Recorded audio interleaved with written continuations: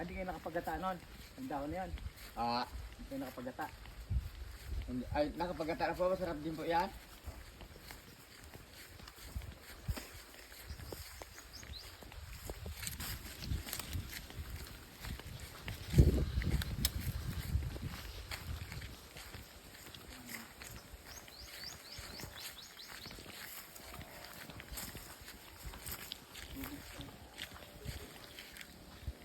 Yung sinasabi nila na ginagatan daw eh. Hindi ko alam kung masarap to. Ano. Hindi pa ako nakakatikim nito. Ikaw gusto mo kuya makatikim yan? Yung dahon niya. Ano Laman yan? ba nito? Laman? Saan naman po yan? Masarap po yan. Laman. Pero itong dahon dito kinakain no? Ay, nakaandi po yan. Yung, hindi pa ako nakakatisting yan. Pero yung laman po niya, nakatisting na. Masarap po yan. Masarap. Ang laman po niya maligat. Pero bihira kang magluto niyan. Ay, malimit din po. Umay na po. Kaya hindi nakakapagluto po ulit. So try natin.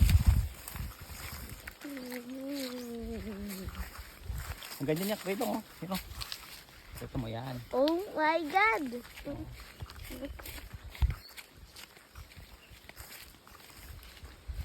Ito lagi po galyang.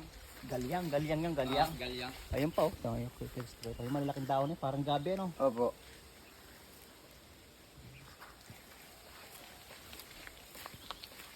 Kasi nasabi ko. Kuya, yan. Yeah, okay.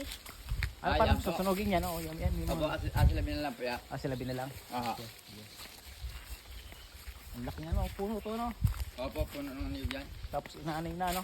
Uh, Nasunog yung saging eh no. Wait ko nung kapon. Pakita mo. Nasunog sa kapon. Aksidente siya nasunog yun. Ba't Sama nasunog? dun. Ay malakas ang hangin eh. Nagkwento yun, nag-alipato. Nag-alipato yung sinilab kahapon sa karsada. Hindi ho natin maiwasan yan eh, dahil mahangin. Wala na tayong magagawa dyan. Ganyan yan. Saan ba yung karsada dito? May karsada ko dito sabi niya ito. Meron ho, hindi natuloy, ayaw na may-ari eh. Kaya kung ato si Pes, putol. Kung yan po tagang... Madami niya saging ko yan nung nakaraan. Kaso nasunog nga. Tsaka yun doon. Pugunan yun. Tamo yun yung nasunog ano din. Nyog. Dito tayo. Nandito yan. Yan, dyan po sana, yan, surukat po sana, yan po sana, malapit kung iri po sana yung karsada.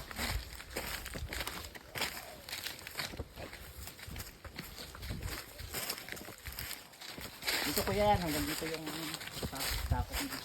Yeah. Dito nga ano. Oh my God! Dito kuya. Yan. Dito. Yung kawain na yun. Yan. Galing nga. Ayan, yan. Tamo yun, no. Itong ano na to, yan. Sinakop. Dito ulit ako. Po, Yung daan doon. karsada po yun, hindi na po Siya. binigay na daan hanggang dito lang. Ay, po. Okay na to, nasa nakapasa na. Kung ato si po, ilakad po ito ni nanay po eh. Oh. Ayan nakalagay daw po yata ay yung huwanan daw po yata, huwanan na kilo pa.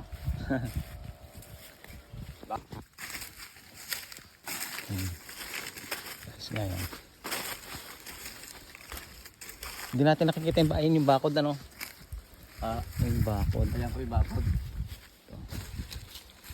Nahabaan lang ako dito sa